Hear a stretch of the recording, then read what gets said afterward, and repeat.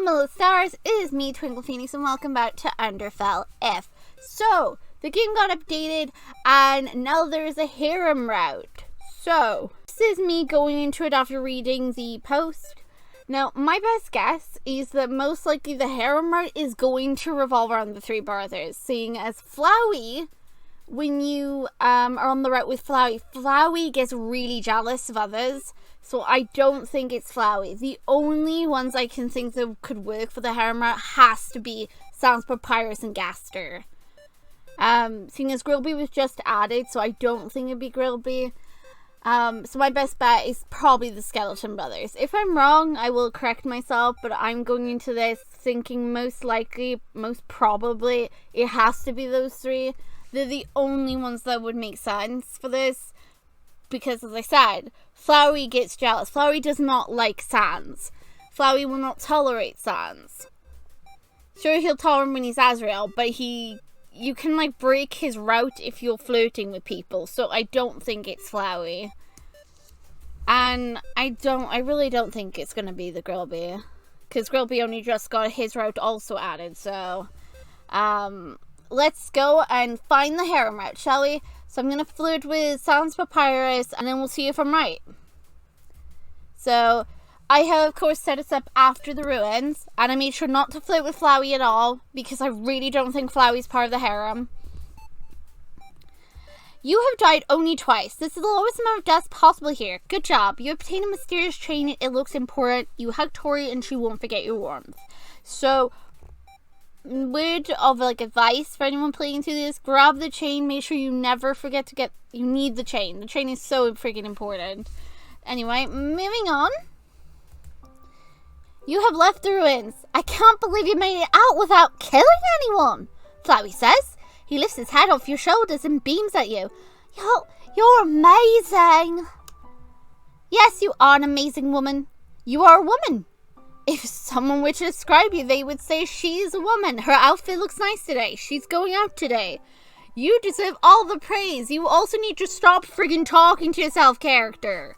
My god. Knowing how amazing you are fills you with determination. You clap your hands together and enthusiastically step forward. Your boots crunch into the snow. Snow? Snow!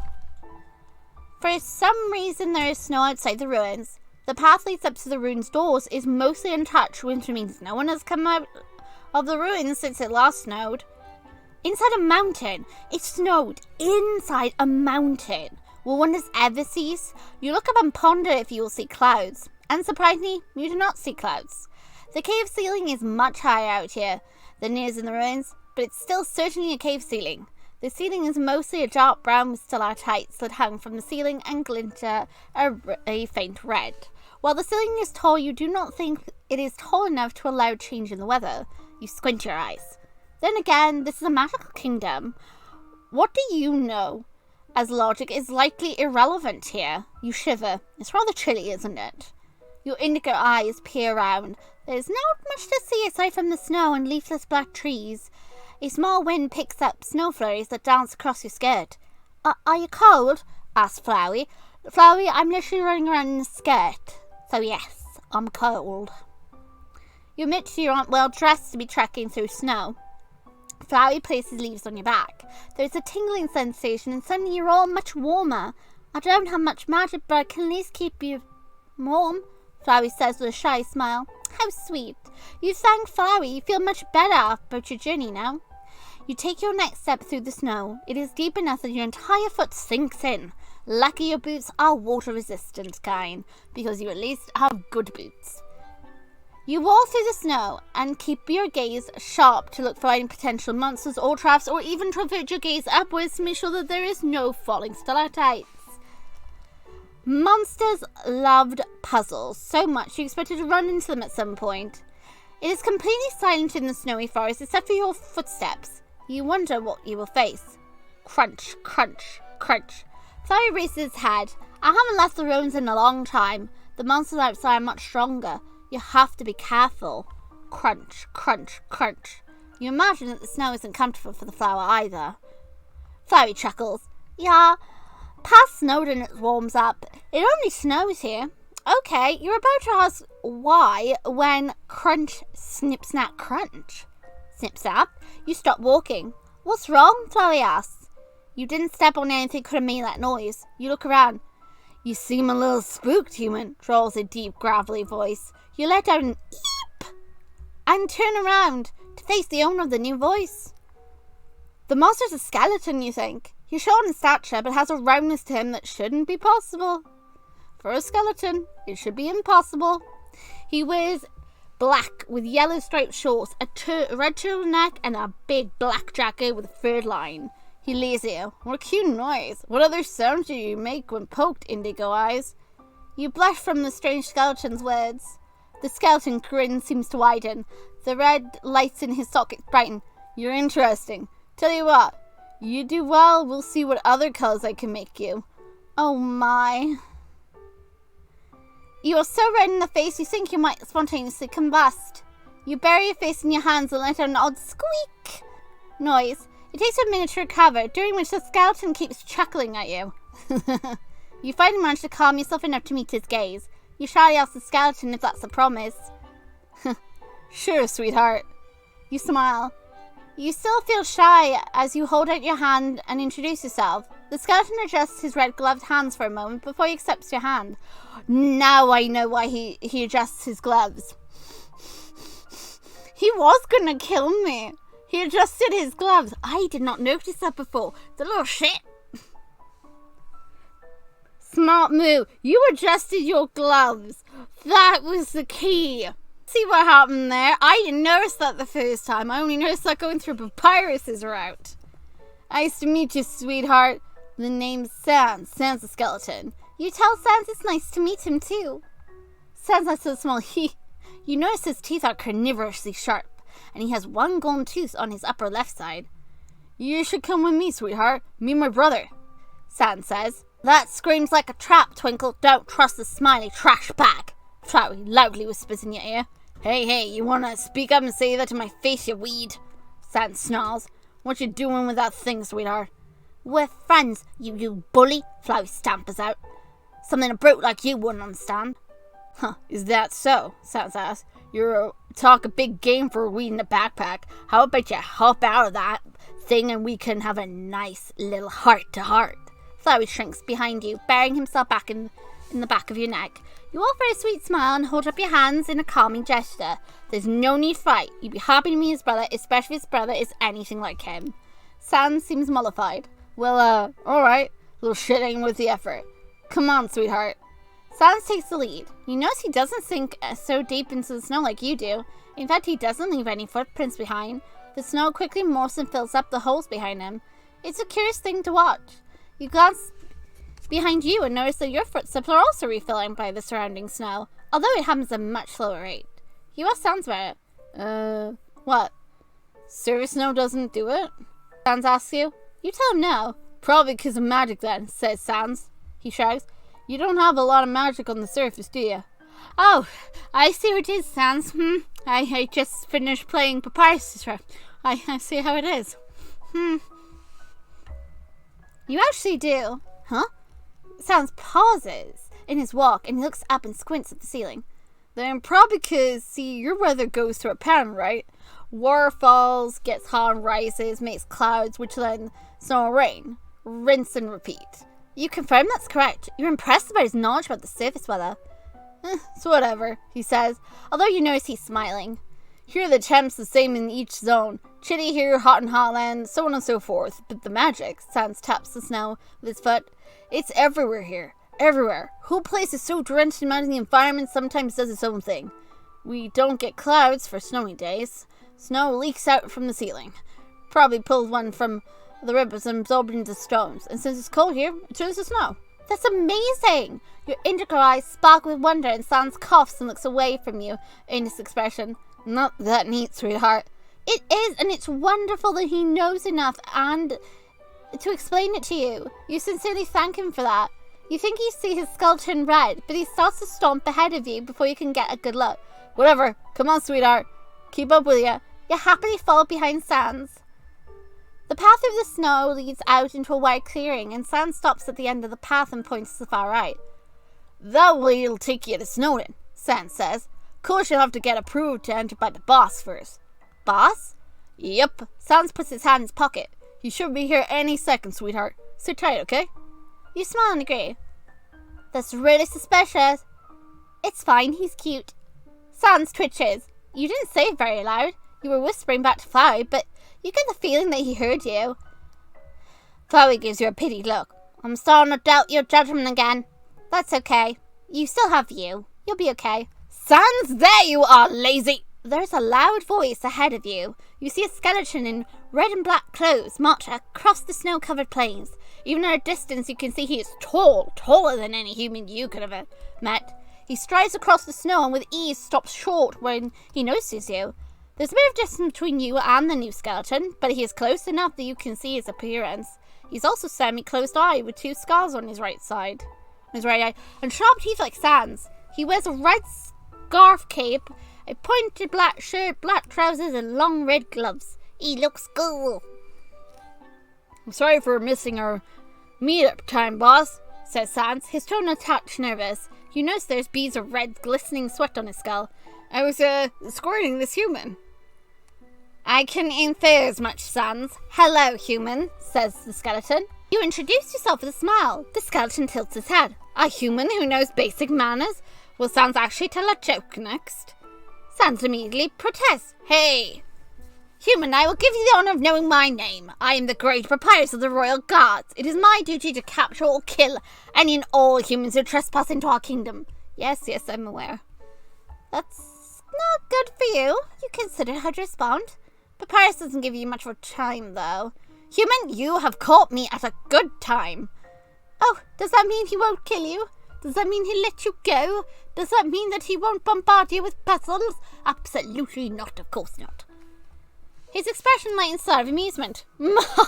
Don't be a scene. Instead, I will give you a choice. Surrender here and now, and I will capture you instead of killing you. Or you may try to proceed and die in a horrible manner by my traps. Traps like puzzles? Yes, human. Oh, you love traps. You enthusiastically agree to try out the traps. The puzzles. Sorry, not the traps. Oh? Sans stares at you dubiously. What, seriously? Yes, you were so disappointed that none of the puzzles worked in the ruins. Your little heart was breaking. It's hard to get a read of Papyrus's mood. His face is difficult to read and his body language is standoffish. Your gut, however, tells you that you feel he's hesitant, uncertain perhaps, even unsettled. These are not toys, human. They will kill you. Maybe or maybe not. Regardless is better than finding Papyrus now, and who knows? These puzzles might be fun. Papyrus smiles at you. You wonder to yourself if he's putting up a front. Very well. How could I refuse such an enthusiasm? Come, brother. Sans gives you a wink as he walks over to Papyrus. See you later, sweetheart. You blush, and Sans looks pleased with himself. Papyrus watches the exchange with a narrowed gaze. You can't tell if he's unhappy or if it's his normal expression. Oh, don't worry, Papyrus. Don't worry, my boy. I'm coming for you next. So don't you worry, Skelly. I have enough loves for all of you. Are you prepared, human? You genuinely beam. Yes, you are. You can do this.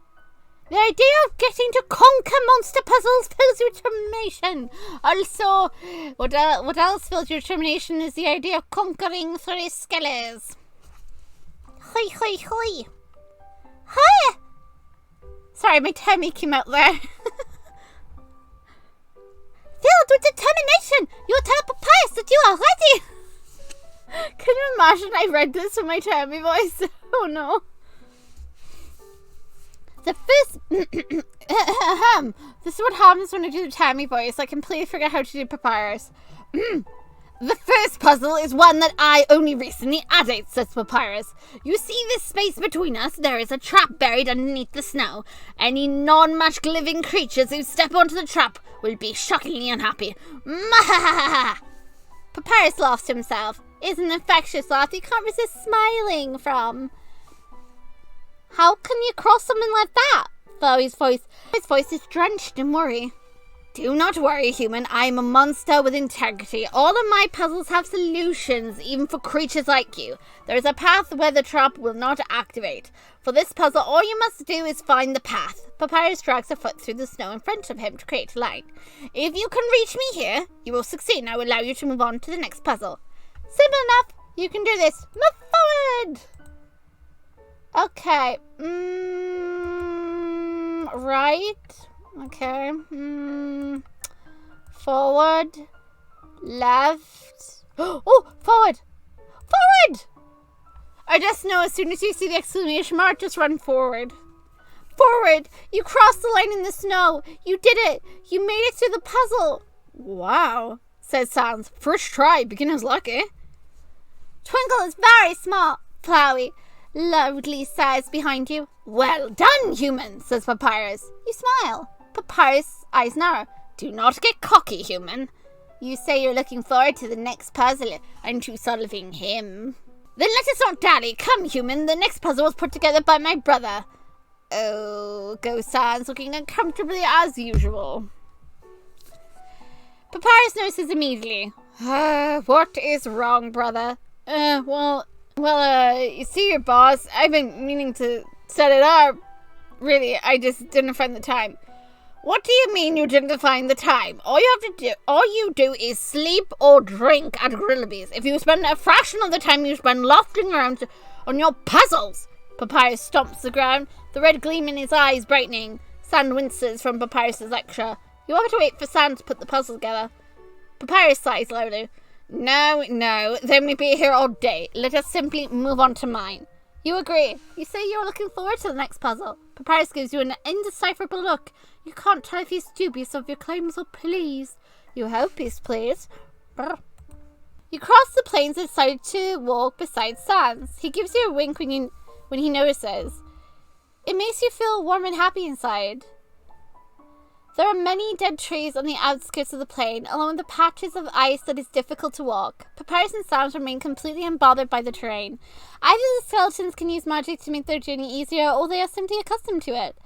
You look around as you walk. There's not much to see aside from the snowy ice, a cave ceiling, and dead trees. While there is two handsome skeletons you can look at, to your right or to your left, just very happily straight. You also have a cute little flower. After some minutes of trekking through the snow, you can start to feel your toes go numb. You think it would be best to get out of the snow soon.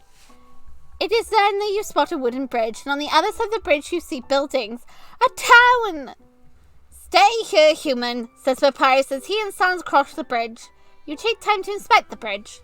It covers a chasm between the forest and town, and the chasm stretches to your right and to your left as far as your eyes can see.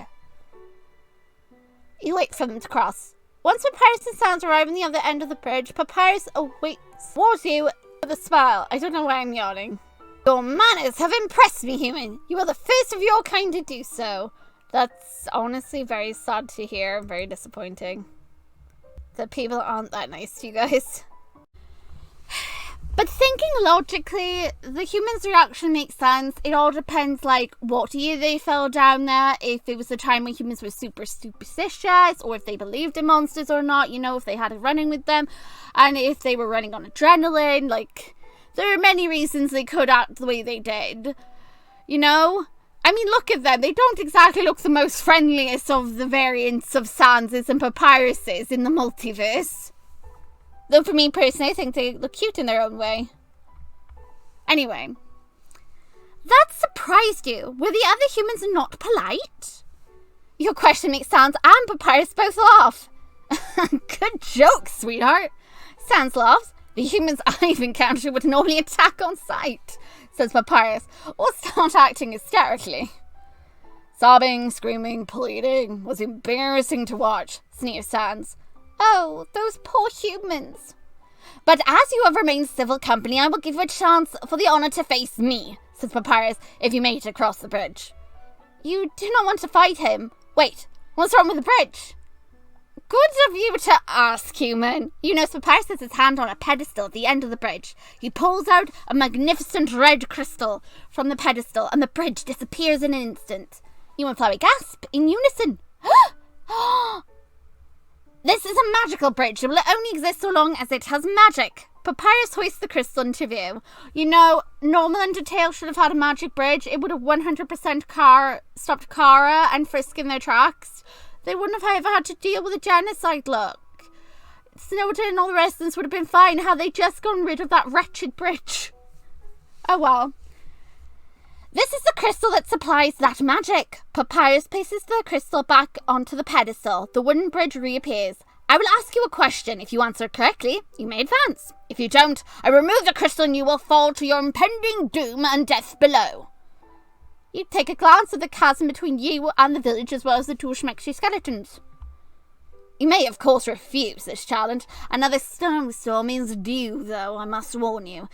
It's due tonight, so you will likely freeze to death if you remain out here. Papyrus laughs. Not much of a choice, is it?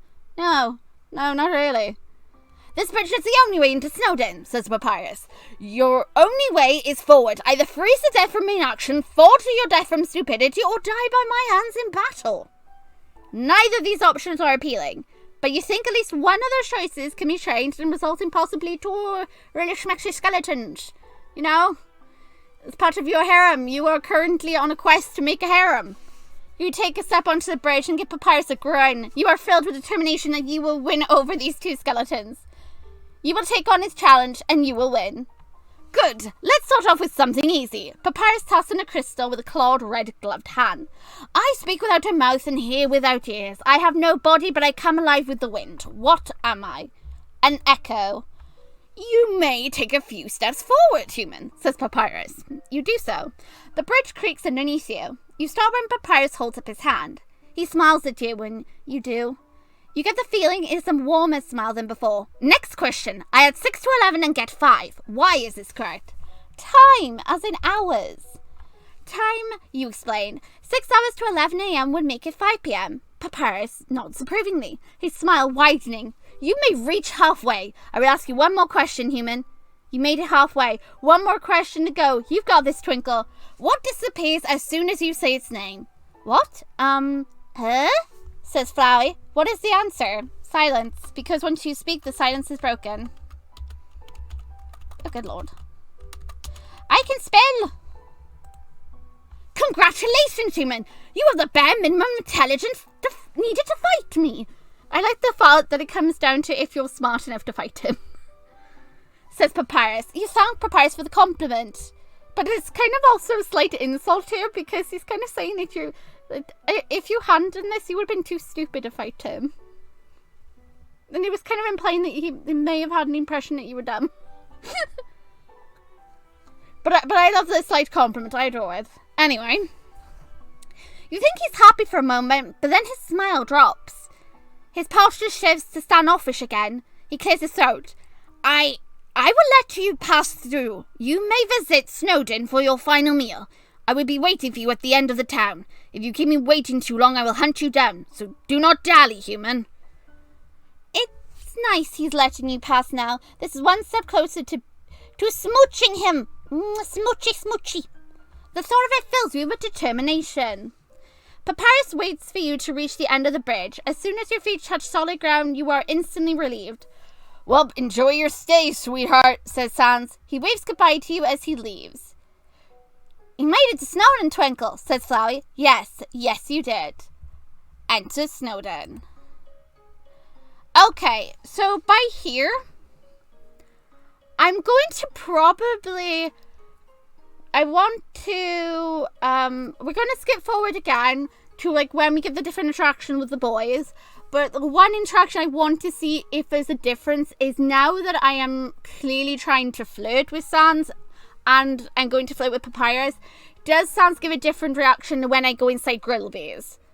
Because he was flat out freaking rude in Grillby's route.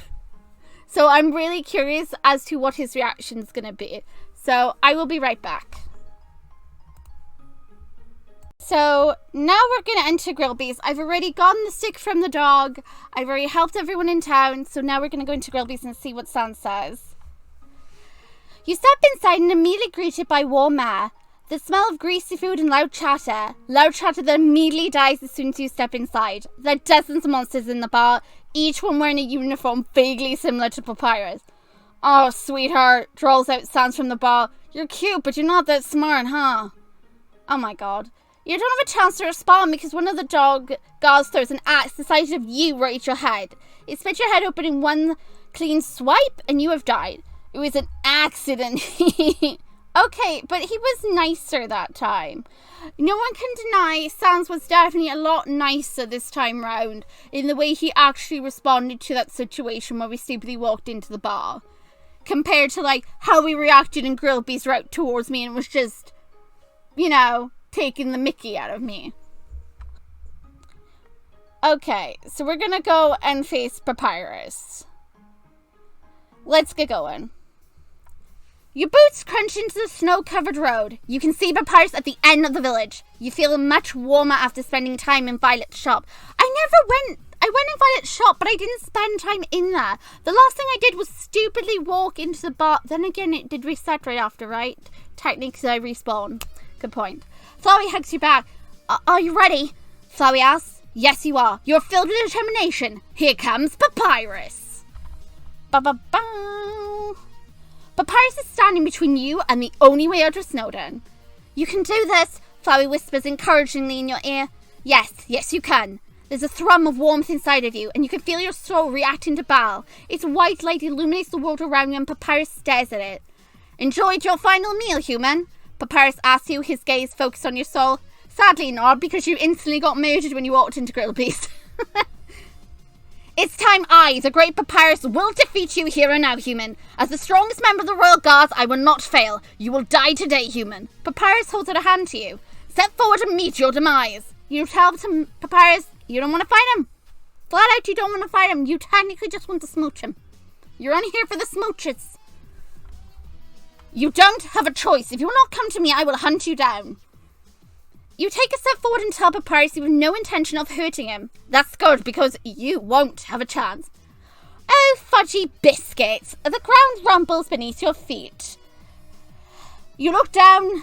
You only have a split second to register the orange glow when you suddenly have no vision. There is pain between your eyes. You have died. At least you died in battle, human. That is the only mercy I know. Here comes Papyrus.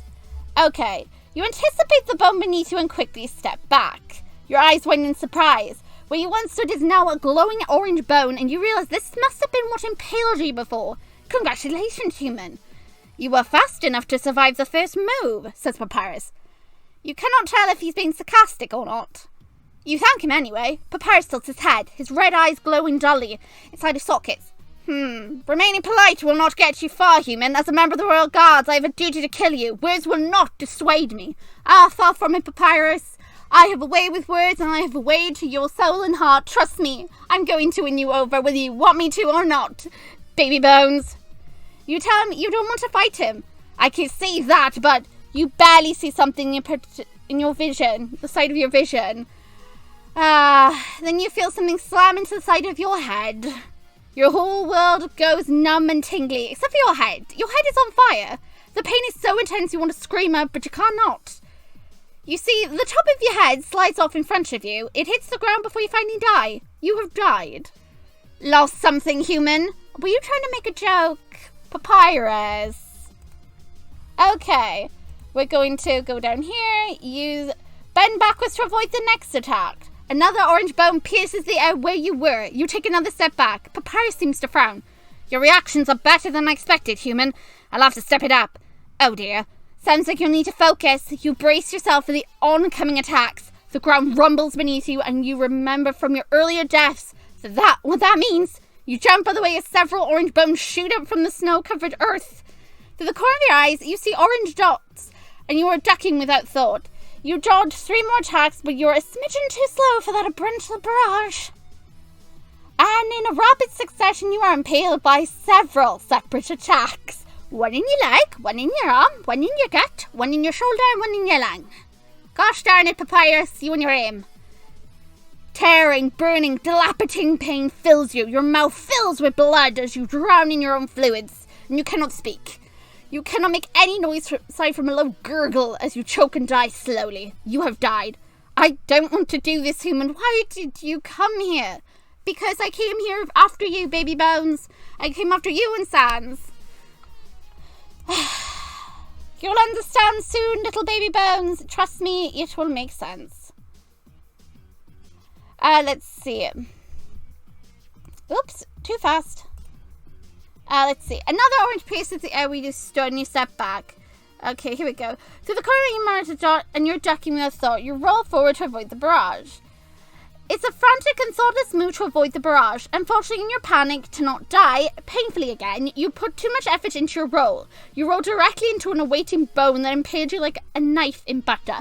That was technically then not Papyrus' fault. That was my own clumsy fault because I was not checking how much momentum I put into my roll. So that death was on me. That was nothing to do with Papyrus. That was just me being stupid. I'm sorry. It's okay, Papyrus. It's not your fault, baby bones. Like, I don't blame Papyrus for this. This is not really Papyrus's fault that he's having to do this. I much rather think Papyrus would have preferred to just capture people alive and not have to fight them. But of course the law is kill or be killed, so he's literally pushed to this point. You roll forward to avoid the barrage and pop back up before you hit the next attack. You offer him a small smile and you say you don't want to fight him. Papyrus steps back from you and his hands clench into fist. It doesn't matter, human. I have to do this. In this world is kill or be killed. You disagree. You tell him you don't have to fight. Ha! He scoffs. You tell him neither of you have to fight. And what would you suggest? Papyrus snaps you. I let you go and what? You'll die in any other way. Which is true. He's technically, again, this is kind of like Papyrus's way of, like, kind of showing a mercy killing to you. Because he would rather you die by his hands than suffering at the hands of someone else by here. Since the law is kill or be killed. It's the same with Tori. Tori wanted to kill you so that way you wouldn't suffer. Sans tries to kill you instantly with his little stupid electrical buzzer thing. Because, again, better you die quick than suffer. Papyrus wants to get over with as soon as possible. That's why he attacks you straight off the bat. He just doesn't want you to suffer. If he has to kill you, he'd rather you just go down because he clearly likes you after all the interactions we've had with him so far. They've all been positive. He considers us a friend, and soon he'll consider us to be something a little bit more spicy. But let's work at that.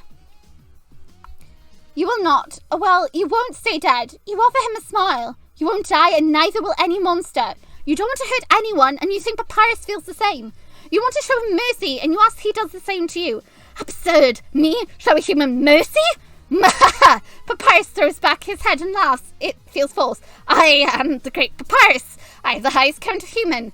Do you understand what that means? It means that I have captured and killed more humans than any other royal guard. It's all I do. It's all I ever do. You disagree. You remind him about his puzzles. Puzzles to trap and kill humans. Regardless of the intentions, they were nice puzzles. They have similar things on the surface, minus the lethality. He shakes his head fiercely. Stop trying to dissuade me, human. You will die, if not by me, by someone else. You won't die. He doesn't have to fight you. He hesitates. Why are you trying so hard, human? You tell Papyrus you like him and Sans. I knew it. I knew it was the skeletons. It made sense for it to be the Skelly Bros. There is a sound of someone choking in the background. I can confirm this is 100% Sans choking in the background. So, he's choking on a chimichanga.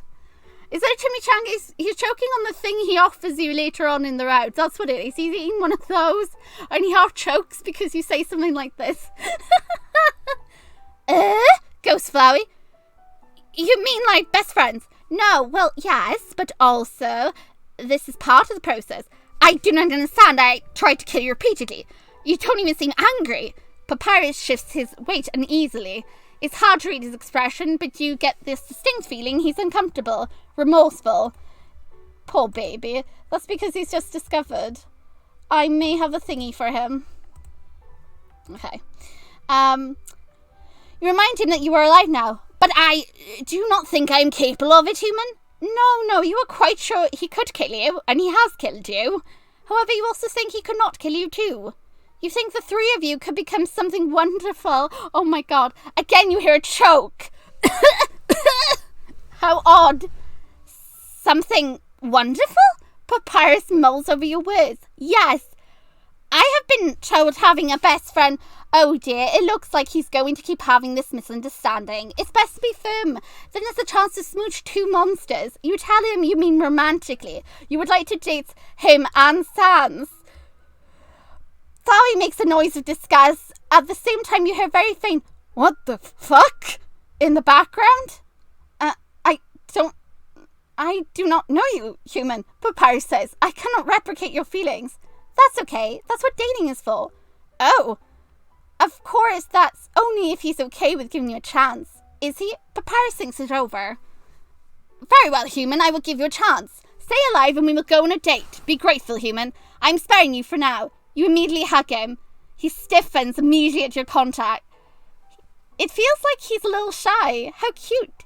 He takes a solid 10 seconds of processing what you've done before he starts to pat your back. Human, are you broken? You tell him that this is what friends and couples who could become throuples do. I knew it! That confirms it! We're on the harem route! Yes! I found it! I see. Papyrus hesitantly hugs you back. Yay! You did it! You survived someone and are now on your way to having 2 potential boyfriends if you don't make the one in the background choke to death. Because he keeps choking. Sans, you okay back there? Yeah, I'm fine. Ignore me. You're not even supposed to know I'm back here. I know, but you keep choking. Are you alright? Do you need assistance? No. Just carry on. I'm fine. I'll live. Good. You better live. Okay. Is this normal? Papyrus asks Flowey while he hugs you. Yeah, says Flowey. Strange. Yeah, agrees Flowey. It's time to leave Snowden. End of Snowden. You died 7 times. 1 is okay. You could have died less, but that's okay. Maybe the next day would be kinder. You got a stick. Wonder what that could mean. You're romancing both skeleton monsters. Wow, look at you go. Yay! Boom, boom, boom, boom, boom. Okay, so I will again move forward until we bump into either Sans or Papyrus or even Gaster, and then we'll be back. Because here's the thing, this harem route, I'm not sure how exactly this is going to go, because my concern is it's going to break in the lab. So I'm guessing there has to be a way to make this different without triggering Flowey.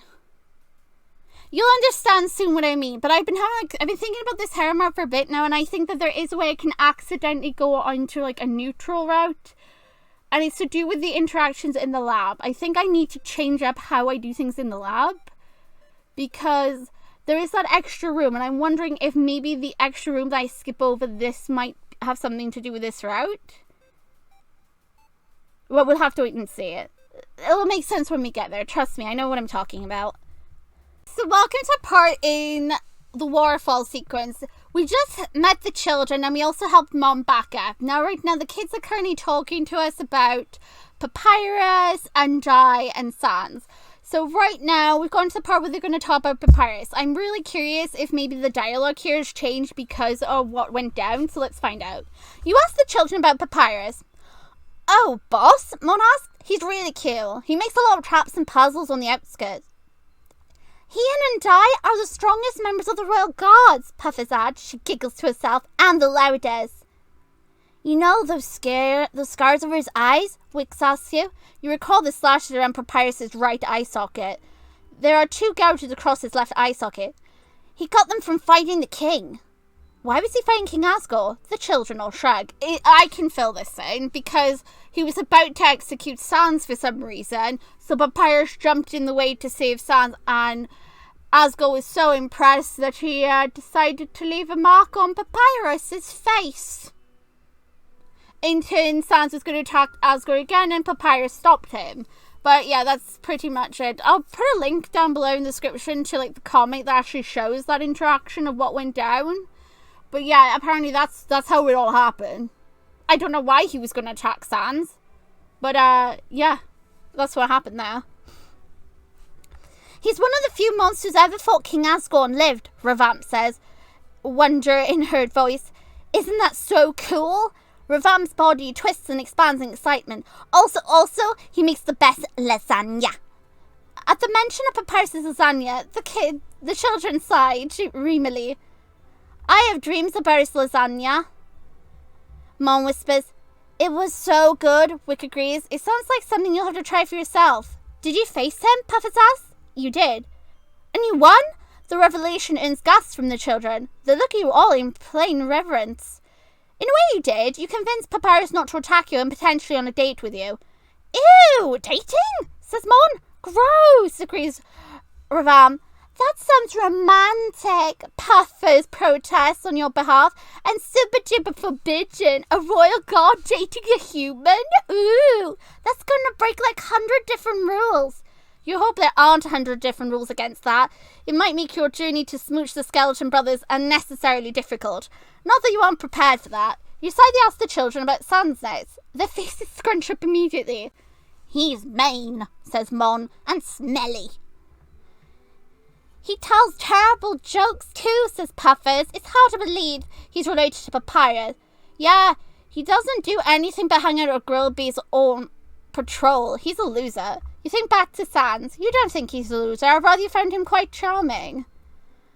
Not for the first time I question your judgment, Flowey whispers in your ears. The children give you a pity look. Puffers says, humans are surprisingly weird, huh? Huh. Your premises aside, you don't think the children should be saying those things about Sans? Why not? Revamp asks you. I guess he does work for Mr. Papyrus, says Mon. Is Sans part of the royal guard? Don't think so. The children exchange looks at each other, frowning. Puffers smooths out her hoodie. Actually, he might be, otherwise he wouldn't be allowed to patrol. But that can't be right. To join the guard, don't you have to be really strong? And there's the clue. The kids are unaware he's the judge. We know he's the judge, but they don't know. No way that mustard-smelling lazybones is strong. Maybe Mr. Papyrus asked for an exception for Sans to be able to patrol in Snowden. The children have knocks amongst themselves. You clear your throat, you ask the children about and die. So yeah, okay, that was all they had to say. It was definitely cool that you get a little interaction with the kids and they talk about Papyrus here. And their reaction that a few of them find it gross whilst others think it's cute. And then you've got like the thing about the rules that it is forbidden for humans and monsters probably to be together.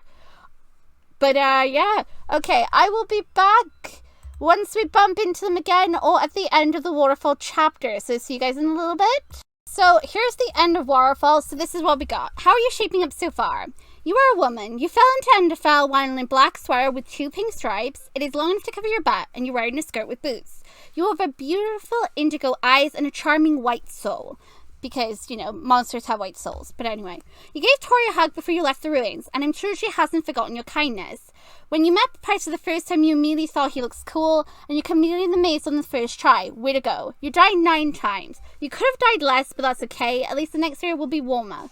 Your poor toes can finally have a break. You have a stick, wonder what that could mean, and you still have the mysterious chain. What do you think it's for? Shiren will remember your song, and you saved a child. What a hero. Hope that you can get your hands treated soon. You are currently romancing Papyrus and Sans. Wowzers. Okay, so we're about to enter Hotland. Or / the lab in it. So far we're doing okay, I think. We're still on the route with Sans and Papyrus. Now the next couple of parts is where I think it can go wrong. Because anyhow, I think I can get points with Flowey if I'm not careful. So I don't think there's any opportunity currently for me to, like, get with Gastria. I think to get with Gastra is going to be probably towards the end. That's where his route will be. But I think I can mess up something by here. So I'm going to have to be, like, super careful and save before we proceed, in case I need to double back. Okay, so fingers crossed. So far, the Harem route is going okay. So far, we're doing good. We're still got the both boys. So let's see. Let's go save Dr. Alphys. You approach the door. Someone here needs your help, and it's up to you to save them, and you will. You are filled with determination. You make an attempt at the keypad. Most passcodes give you 3 times to try, so 2 guesses should be fine. Your first guess is completely wrong. The door light flashes red and a metal plate slides over the keypad. Ah, okay, guess not that keypad. Oh, gosh golly, says Flowey. Guess we should leave now. I mean, we can't do anything now. Right? Flowey presses. Come on, let's leave. The royal sign is worth the effort. Trust me. Nothing you can do. There is a way through, isn't there? A way to undo? You're going back in time before, haven't you? As you call your soul, so you can call that other thing. The sensation of coming back to life. You focus on your soul. It beats in tandem to your heart. You can do this, can't you? Yes. Yes, you can. You breathe out slowly and focus on the last time you felt determination. Your world tilts and everything goes black. You feel hands on you.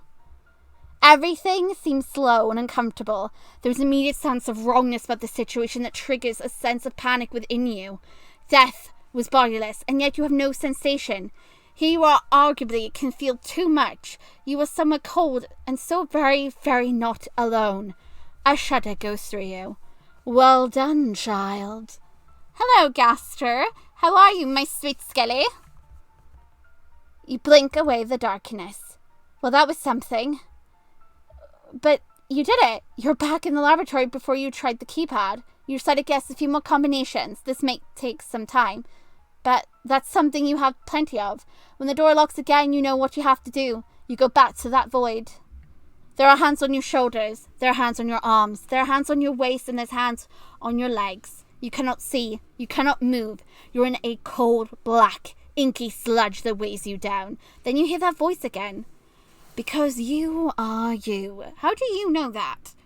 It's a distortion. It comes out stacky and glitchy in your head, like listening to a broken radio. And I am me. It buzzes and cracks. It hurts to listen to it. You want to flinch away from it, but you cannot move, and it feels like it's inside you. I will help you. The hands tighten around you. 071316. When you are back again, cool, warm, alive, and not in the void, you cannot help but reflexively sucking a big gulp of air. You shudder. You feel like you need a cold shower for your soul to cleanse the wrongness. Death was nothing. But when you reset, you are in a place that is neither alive nor dead. You can call it a void, because you have no other words to describe it. It's an uncomfortable place. It feels wrong. It's very, very wrong. 071316. They were the numbers the voice gave you. It worked. What does that mean? You make your way over to the door. Your hands shake as you type in the numbers, and the door slides open. Wowee! First try! Good job! Flowey praises. No, not the first. Not by yourself. You have a shaky breath. Although you are not in the void, its presence lingers on you like a wet blanket. It feels much more exhausting to reset than it does to die. What is the place?